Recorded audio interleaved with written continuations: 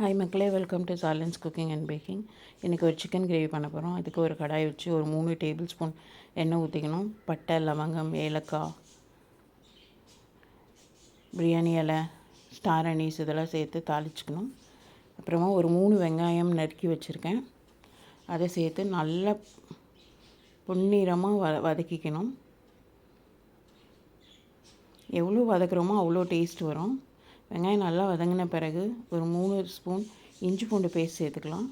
அதையும் சேர்த்து நல்லா வதக்கிக்கலாம். நல்லா ப்ரௌன் கலரில் நல்லா ஒட்ட வர மாதிரி. அப்படி ஆன பிறகு 3 பச்சை மிளகாய் சேர்த்துக்கிறேன். அதையும் சேர்த்து வதக்கிட்டு ஒரு 3 தக்காளி அதேமாரி போட்ட பிறகு உப்பு போட்டு மூடி வச்சு நல்லா வதக்கிக்கணும். தக்காளி நல்லா மையாக ஒன்றோட ஒன்று நல்லா வதங்கிட்ட பிறகு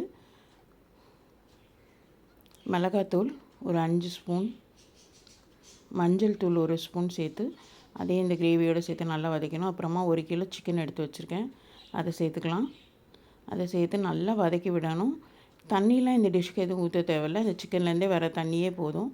க்ளோஸ் பண்ணி வச்சு ஒரு 10 நிமிஷம் வேக வச்சிங்கன்னா சிக்கன் கிரேவி ரெடி ஆயிரும். கடைசியாக ஒரு 2 ஸ்பூன் மிளகுத்தூள், பெப்பர் பவுடர் சேர்த்து நல்லா கிண்டி விட்டு அடுப்பை ஆஃப் பண்ணி விட்டால் சூப்பர் டேஸ்டியான சிக்கன் கிரேவி ரெடி ஆயிரும். கண்டிப்பாக ட்ரை பண்ணுங்கள். பிடிச்சிருந்தா சேனலை சப்ஸ்கிரைப் பண்ணிக்கோங்க. தேங்க்யூ ஃபார் வாட்சிங்.